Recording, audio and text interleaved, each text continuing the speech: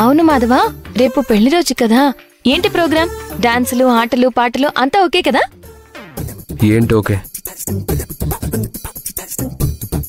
మరి శౌర్య పెళ్లి తర్వాత మనిద్దరం ఎలాగో విడాకులు తీసుకుంటున్నాం కదా.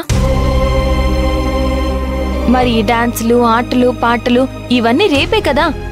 అంటే మన లైఫ్ లో ఇదే మన చివరి పెళ్లి రోజు, అంతేనా? ఏమంటావ్?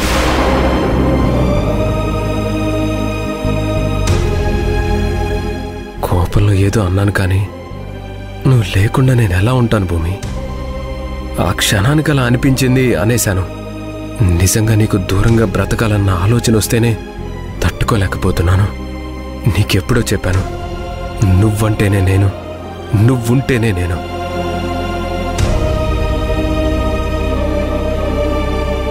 హలో, ఏంటి మైండ్ వాయిసా? నేను లేకపోతే ఎలా బతుకుతాను అని ఫీల్ అవుతున్నావా? అదేం లేదు, నేనెందుకు బ్రతకలేను? అవునవును, ఇంకొకరిని పెళ్లి చేసుకుని హ్యాపీగా బతికేస్తావు. నేను చేసుకోనని చెప్పాను కదా. అవునులే, నీ కారణాలు నీకున్నాయిగా. సరే, ఇప్పుడేదో నువ్వు బాధపడ్డావని అర్థమైంది. నాకు తెలియకుండా నేను నిన్ను బాధ పెట్టినందుకు సారీ. హలో, సారీ చెప్పాను కదా. అవును చెప్పావు. అయితే సారీ చెప్తే వినాలి కదా. నేనిక్కడ సారీ చెప్తుంటే నువ్వలా ఏం పట్టనట్టు సింపుల్ గా ఉంటావేంటి?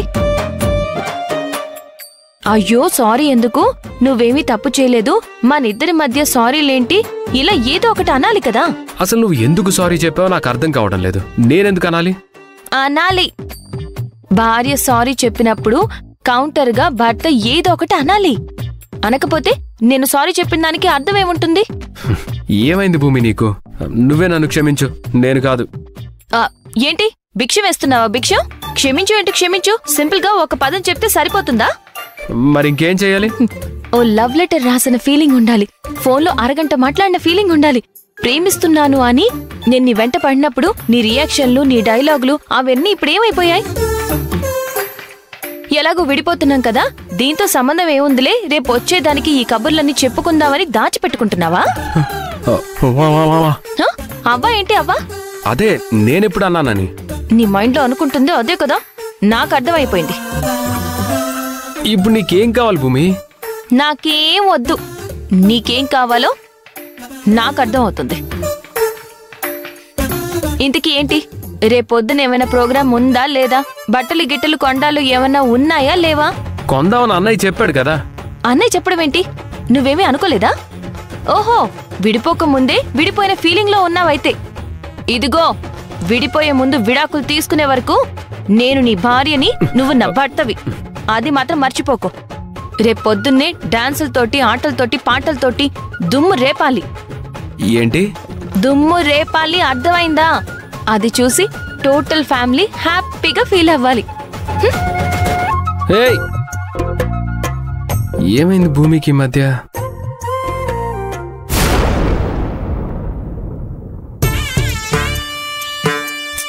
ఇదేం బాలేదు. ఛా, ఇది కూడా బాలేదు. ఛా,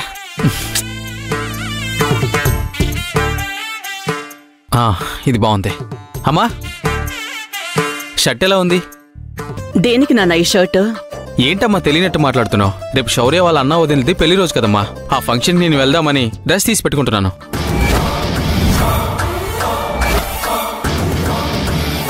రే, ఆ ఫంక్షన్కి నువ్వు వెళ్తావా? ఎందుకురా? శౌర్యాన్ని చూడాలి మమ్మీ, తనని చూడకుండా ఉండలేకపోతున్నాను. పైగా అతను ఎవరితోనో పెళ్లి చేస్తామంటున్నారు కదా. నేను వెళ్ళి వాళ్ళ అన్నయ్య వాళ్ళతో మాట్లాడి శౌర్య నాకిచ్చి పెళ్లి చేయమని అడుగుతాను. నువ్వు వెళితే వాళ్ళు నిన్ను బతకనిస్తారనుకుంటున్నావా? ఇప్పటికీ జరిగిన గొడవలు చాలవా? మళ్ళీ వెళ్ళి వాళ్ళ కంట పడ్డావంటే వాళ్ళు ఈసారి ఊరుకోరు. ఏం చేస్తారు డాడీ?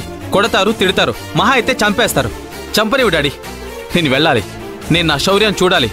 వాళ్ళు ఏదో చేస్తారని భయపడి నేను దూరంగా ఉండలేను. ఎలాగైనా వాళ్ళని ఒప్పిస్తాను. రే, ఆల్రెడీ మేము వెళ్ళాము, మాట్లాడాము, ఆఖరికి కాళ్ళ వెళ్లపడి బ్రతిమాలాము. అయినా కానీ వాళ్ళు ఈ పెళ్లికి ఒప్పుకోవడం లేదు. ఇప్పుడు మళ్ళీ నువ్వు అక్కడికి వెళ్ళావంటే లేనిపోని గొడవలవుతాయి. అనవసరంగా అందరి మధ్యలో నవ్వులు పాలవుతావు. వద్దురా నాన్న, నా మాట విను. పెళ్లి రోజు కాబట్టి అందరూ సంతోషంగా ఉంటారు మమ్మీ. అందరి మధ్యలో నన్ను వాళ్ళు ఏమీ అనలేరు. నాకు ఆ నమ్మకం ఉంది. వాళ్ళకి నేను ఎలాగోలాగా నచ్చి చెప్పుకుంటాను. శౌర్యాని నాదాన్ని చేసుకుంటాను. నేరుగా వెళ్ళి ఎదురుగా నిలబడితే నా శౌర్య కూడా నన్ను కాదనలేదు. నన్ను కాదని అతనెవరినో పెళ్లి చేసుకోలేదు. ఏరా, నేను చెప్తే అర్థం కాదా? ఒకసారి వెళ్ళి తన్నులు తినొచ్చావు, సరిపోలేదా? ఇంకా ఏం చేయాలని? కొడతారో తిడతారో అని నా శౌర్యకి నేను దూరంగా ఉండలేను మమ్మీ. నాకు శౌర్య కావాలి. తనకి ఫోన్ చేస్తే తన ఫోన్ తీయడం లేదు. మాట్లాడాలంటే కుదరడం లేదు. కనీసం ఈ ఫంక్షన్ పేరుతో అయినా వెళ్తే నలుగురు ముందు వాళ్ళేమీ మాట్లాడలేరు. శౌర్యం చూసినట్లు ఉంటుంది. శౌర్య నేను ఎంత ప్రేమిస్తున్నానో, తనని నేను ఎలా చూసుకుంటానో అని వాళ్ళకి నేను నచ్చజెప్పి ఒప్పించుకుంటాను. దయచేసి నన్ను వెళ్ళనివ్వండి.